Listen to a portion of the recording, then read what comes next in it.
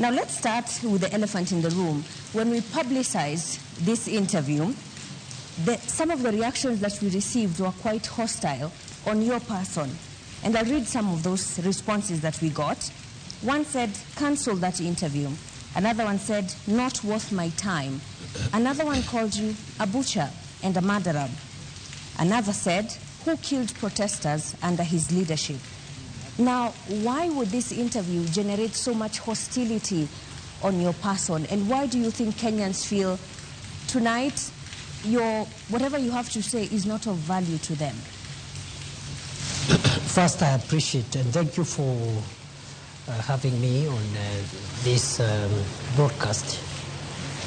It is, maybe I'll start by saying that not everyone is saying what you read out. There are others who are saying other things.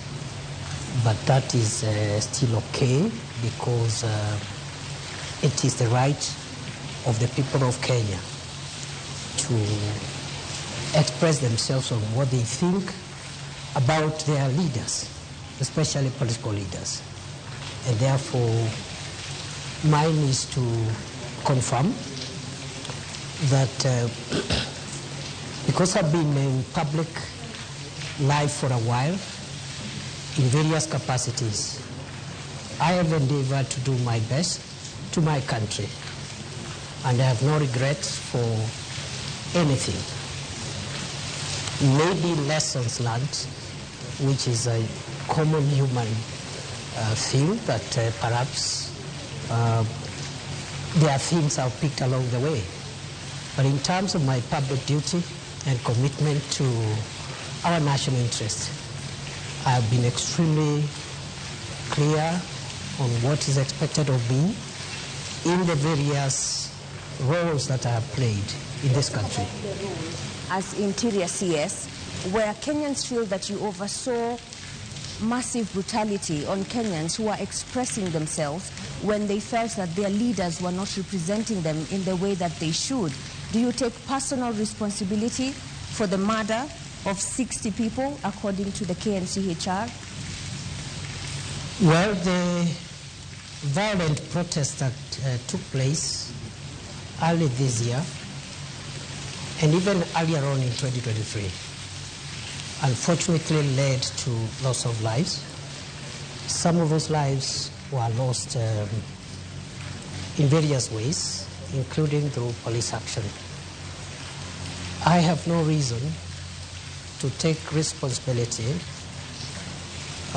for anything because the space of violence and encounter with law enforcement is a space which is defined by law. And the role of the Minister for Interior is defined in the Constitution, Article 245, on what that role is. That role includes providing policy guidance to the organs of internal security.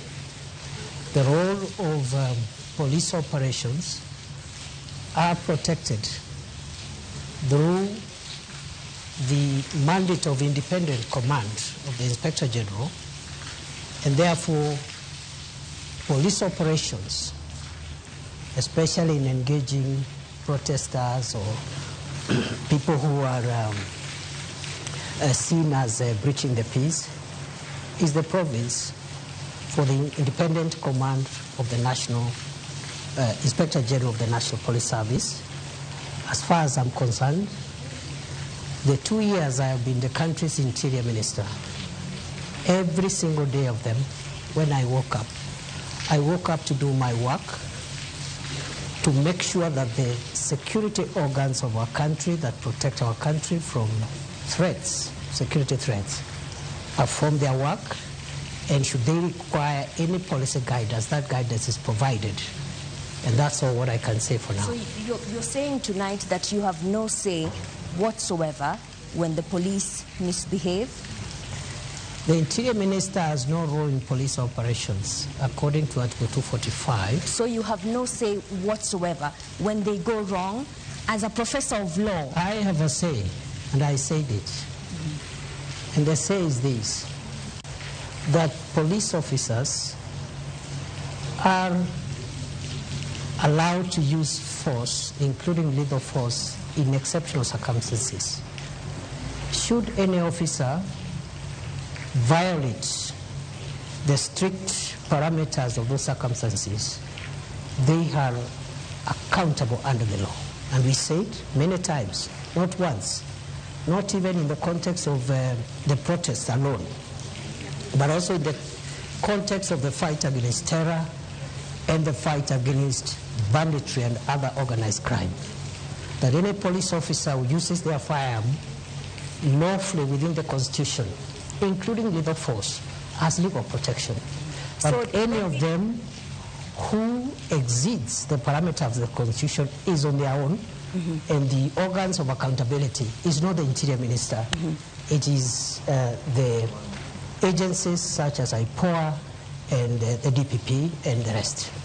So who shot at David Chege at the precincts of Parliament and Erickson Chalo Mutisia? These two young men were not armed. Would you say that use of live ammunition was reasonable? I think the matter of the violence that occurred in Parliament and the unfortunate loss of life is a matter that which is actively being investigated by IPOA and other agencies.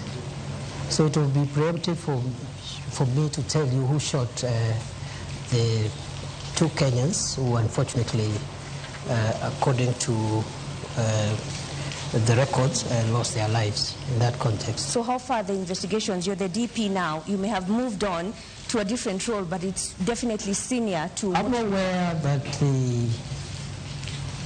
there are two ways of conducting investigations. One is through the internal affairs unit of the police.